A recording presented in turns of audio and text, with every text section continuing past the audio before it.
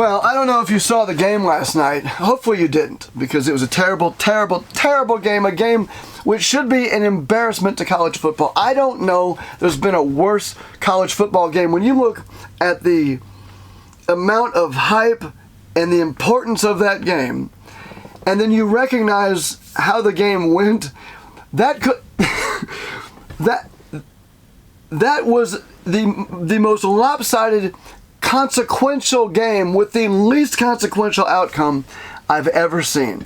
An absolute disaster. It wasn't that Georgia beat TCU. It was an evisceration, a bloodletting. It was a public display of like gutting a fish on Main Street. A big old whale called TCU got gut on Main Street. It was a complete disaster. But there are some things we can learn from that game. And not just that game, but what Georgia's been doing right for the last couple seasons, the last decade. Georgia did something last year that Nebraska did 50% worse than Georgia did, and it's something you haven't thought about. So in this video, I'm going to talk with you about something Nebraska could learn from that game last night, besides the obvious, like, be better. And the good news is that although a lot of you will disagree with me, your coach, Matt Rhule, he's on the same page. In fact, Matt Rhule has a plan to do the very thing that Georgia has done and done 50% better than Nebraska. I'm Don Collins. This is the Don Collins Show. And I'm going to share with you right now something I know many of you, your hands are already coming over the keyboard. You want to start telling me I don't know what I'm talking about. But the statistics don't lie, and Matt Rhule's on my side.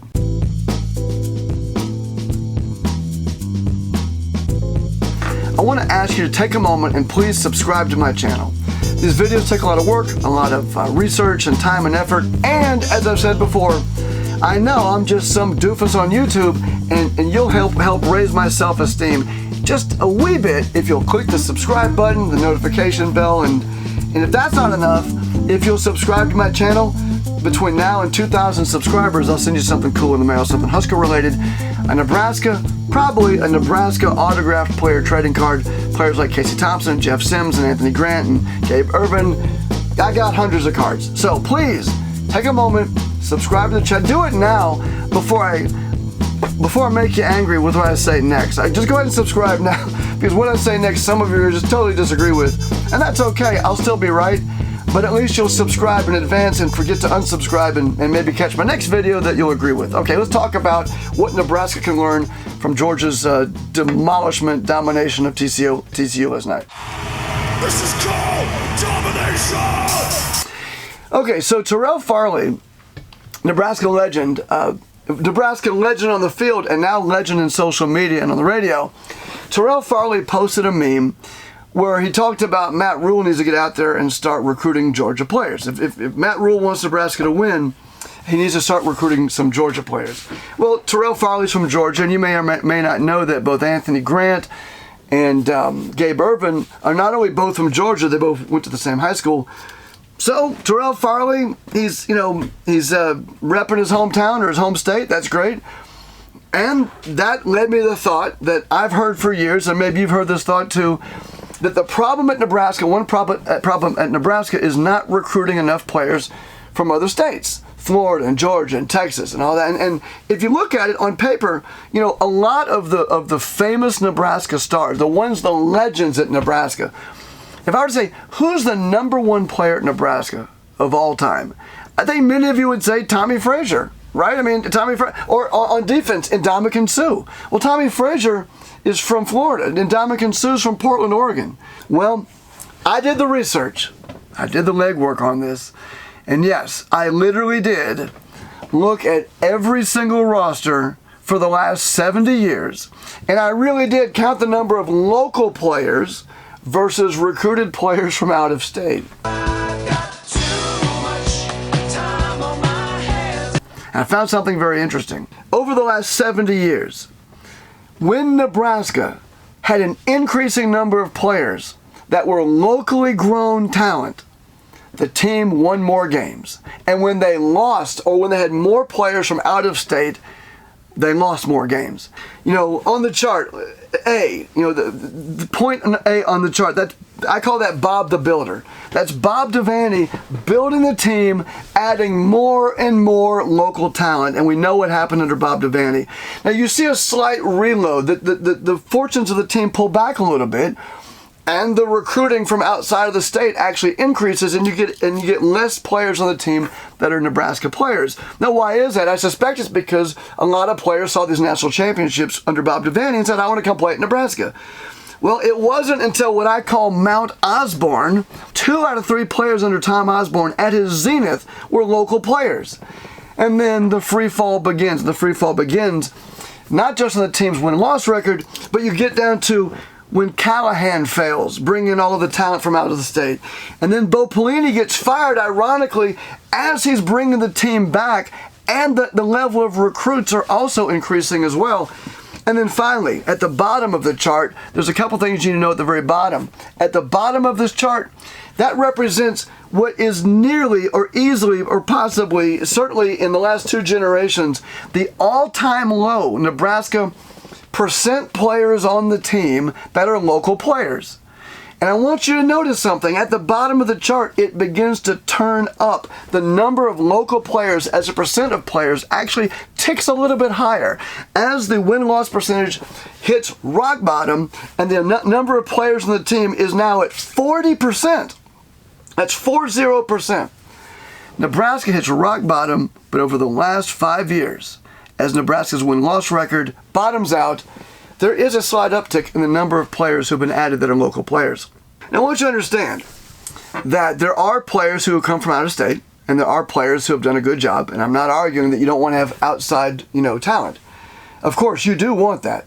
But the bulk of your team should be local talent. And I think the reason why is because local players, they got a stake in the game. A lot of players will say that they would walk over broken glass to play for Nebraska.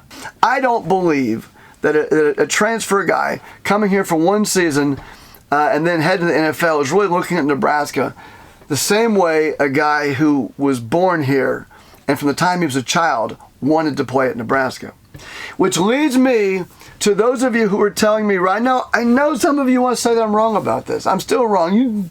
I know you got the statistics and the charts, but you don't. I mean, what about this player? What about that? I got that. I know some of y'all still think I'm wrong. But you remember how I told you Matt Rhule agrees with me? Yeah. Not only does he agree with me on his opening day press conference, listen to what Matt Rhule said about bringing the talent, the local talent to the team.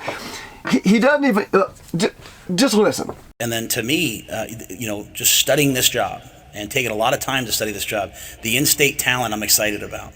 And then you draw that 500-mile radius, making sure that we have the best, these might be little things, but I want to have the best summer camps. I want to have 2,000-3,000 kids a year come into our camp, not just prospect camps. I want kids when they're 8, 9, 10. I mean, everyone should have a chance to be a Husker for a day. And, that's how you find the players that go off and go to an FCS school. Like, I don't understand why I'm in the draft last year looking at first-round guys at FCS schools. Like, I want them here. Matt Rhule believes so sincerely in what I'm talking about and what the data shows and what Nebraska's history has proven. He believes it so much. And maybe this is part of why Trev Alberts brought him to Nebraska.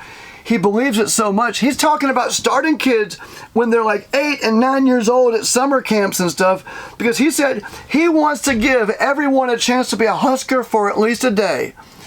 That kind of commitment to growing local talent, to harvesting, to planting the seeds and growing and harvesting the local talent, that is one of the keys to how Nebraska is going to come back to national prominence, which brings me to Georgia. Terrell Farley says that Nebraska needs to recruit like crazy or whatever and start winning again by recruiting Georgia players. Well, in an indirect way, I think that Terrell Farley's he's accurate here. You see, what Nebraska needs to do is look at the fact that Georgia did a good job of recruiting Georgia players. Georgia, on their current roster, doesn't have 40% local players. Not 45 or 50 or 55%. Georgia just won back-to-back national championships with 60% of their players, nearly 2 out of 3, from Georgia. If Nebraska wants to get back to the winning ways, the thing you can take from watching Georgia over the last couple of years is not recruiting players out of Georgia, but learning that Georgia recruiting players from their backyard is a recipe for success right here at Nebraska.